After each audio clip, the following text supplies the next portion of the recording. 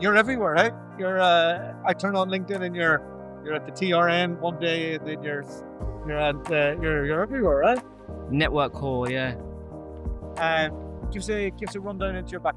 I spent about 15 years as a recruiter, and then You failed. no, I did all right actually. I did all right. I worked for a construction business. It got bought by Randstad. I did a year under the regime, and then it was too corporate for me. I left. I did a startup with two mates from a shed in their back garden. Built that from 3 of us to 37. Had a big falling out with them. Oh, They gave me a bag of money and I left. good bag. It could have been better. And then it essentially came in to set up a training business and have been doing this for the last 6 years. Excellent. All right. Mike McGowan, second guest. Nolan, How are you? I'm good. How are you? I'm all right. I'm a bit cold.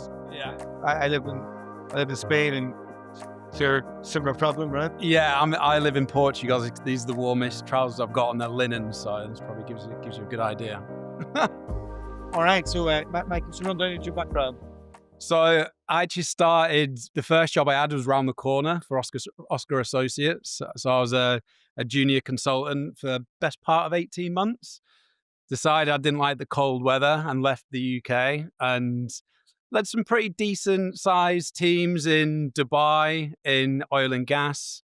And then for nine and a half years, I did aerospace engineering for a company called GQR in Los Angeles. And then Did I meet you when we went out there, no?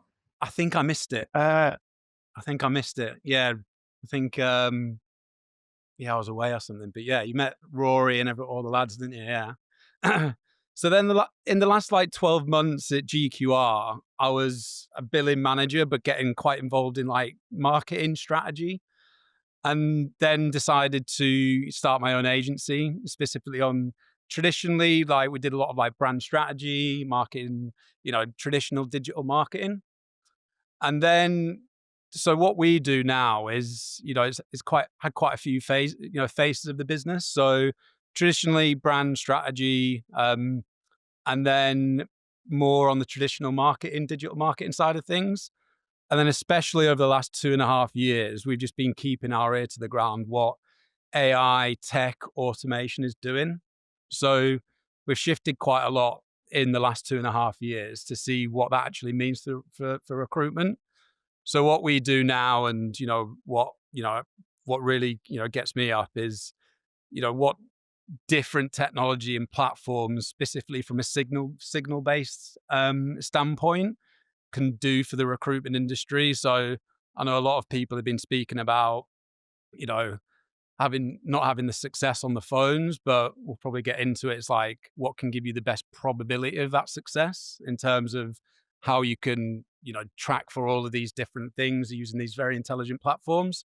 And that's what we do now. So you two are the odd couple, right? Yeah. Okay. So walk me through the what are we gonna talk about here? I think it's interesting, like you said, odd couple, because Mike's there going, I've got technology producing all of these signals and information, but I'm all about that.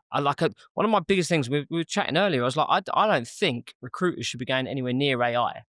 I think you should have someone like The business. the business should be doing that. Either you've got a person in the business that does that, or you've got external consultants or companies that do it for you. But feed the recruiters with the information so that they can do the things we're talking about. They can get on the phone and they can use those signals and those leads to turn that into business development conversations.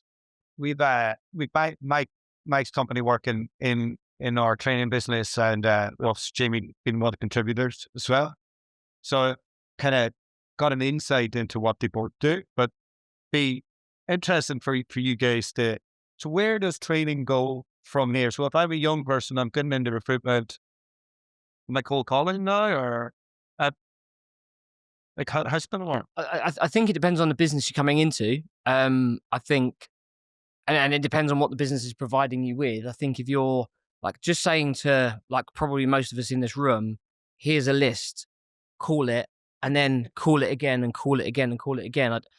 I'm not sure there's, I mean, there's delayed gratification and there's asking people just to headbutt brick walls. I think you've got to give people the tools so that when they're making, I'm phone first, right? But I absolutely think you've got to give them the tools to be able to have those conversations. But then also, like I alluded to earlier, we've got to give them a structure for what's going to happen on that phone call, and they've got to be like completely, especially if we're talking young people, like they got to be crystal clear on what's going to happen. And I'm not saying we script people, but there's got to be a really clear structure. This is how we open, and then we get objections. This is how we deal with them. And I'm actually not a fan of scripts, but I'm a massive fan of models and structures for everything we do in recruitment. And I think that's where we need to be. Where does the two worlds meet?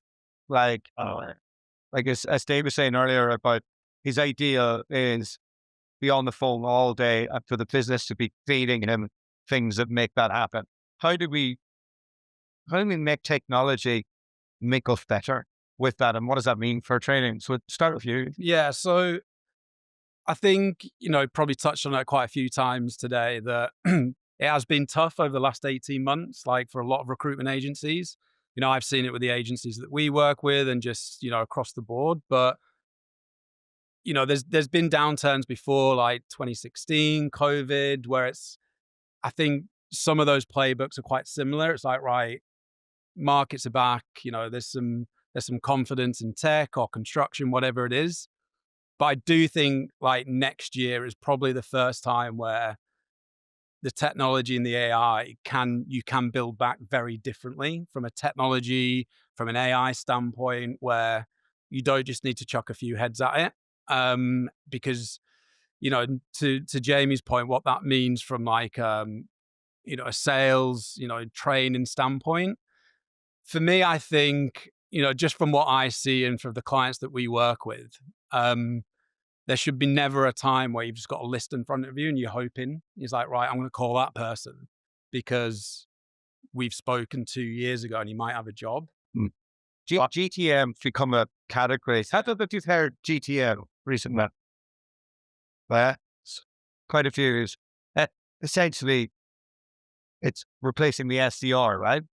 And can you give people like a bit of insight into this? I think it's replacing the research part. Like if I go back to my times as like, as a recruiter or starting a desk, it's you start. We don't have any contacts. We don't have any sort of like job leads or anything like that.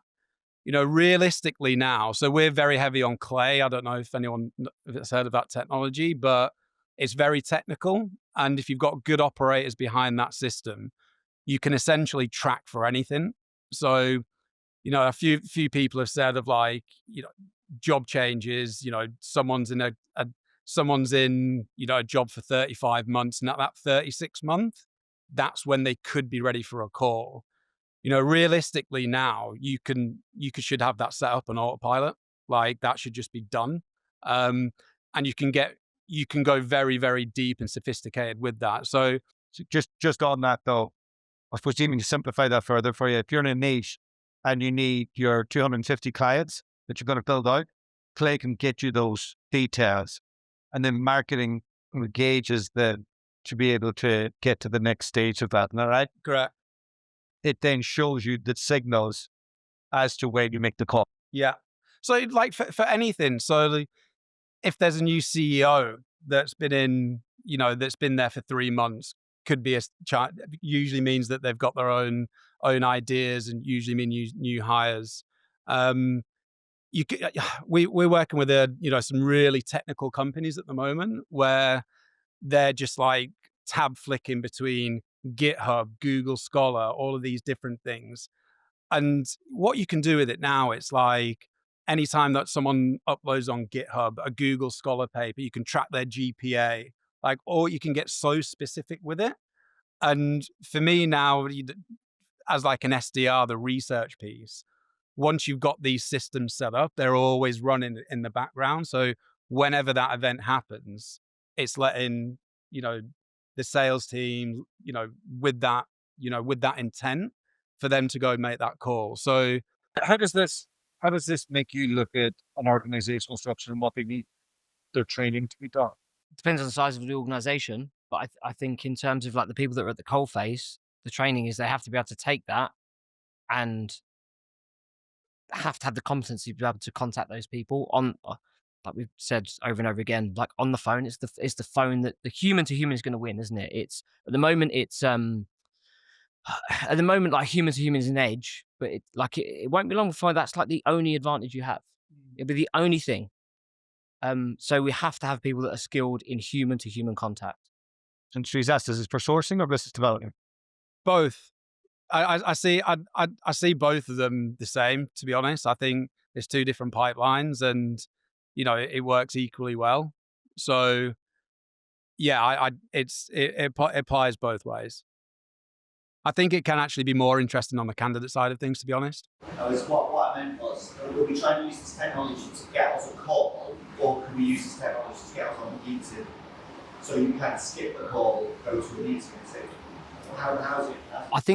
I think maybe sometimes the call is the bridge to the meeting. I think actually do you know what? Like if I think back to war stories back in the day, the idea was call someone and try and pull a job, and I don't think that's a realistic expectation anymore. I think no, I don't. Do you know what? Maybe you can, but I think the way that you position yourself there, I'll talk about 4 levels. You're a transactional recruiter, and that, to be fair, that's where 90% of the market lives. But if you use that call to say, I've seen that you've been acquired by X company, and typically what I see in the market is one of these 3 things happen. I've got some information that I think might be useful for you. Are you free for a coffee next week? I think that's a much better strategy than do you need a insert job title, would be my opinion for the most part.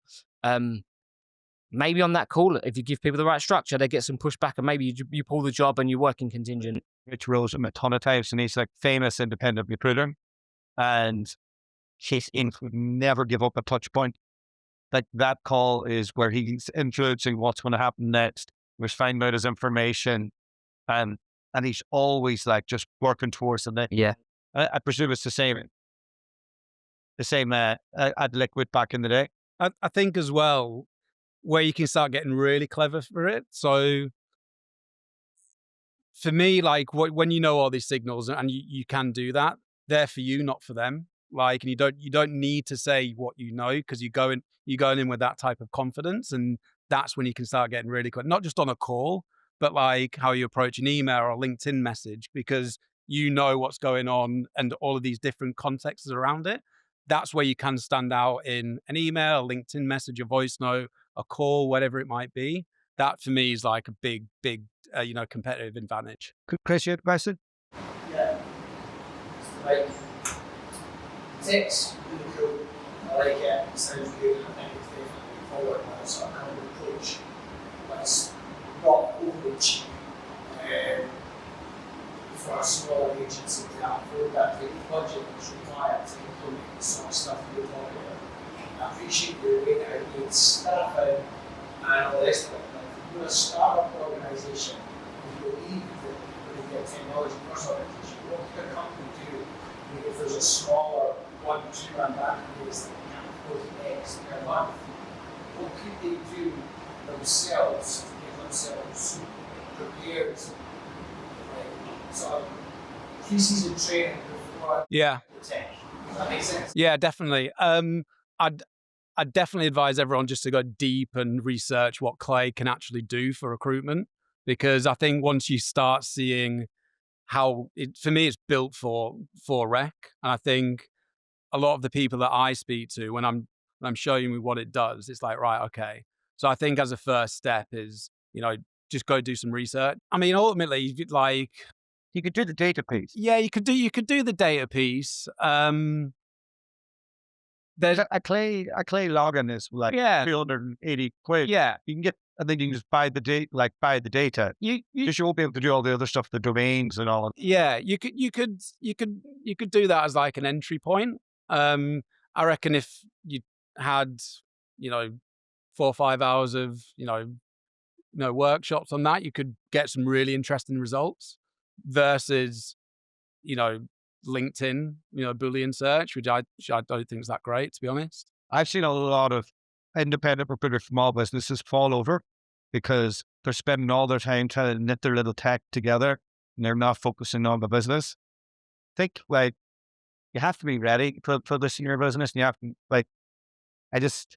if you're so small, just stay away from it. It's too complicated.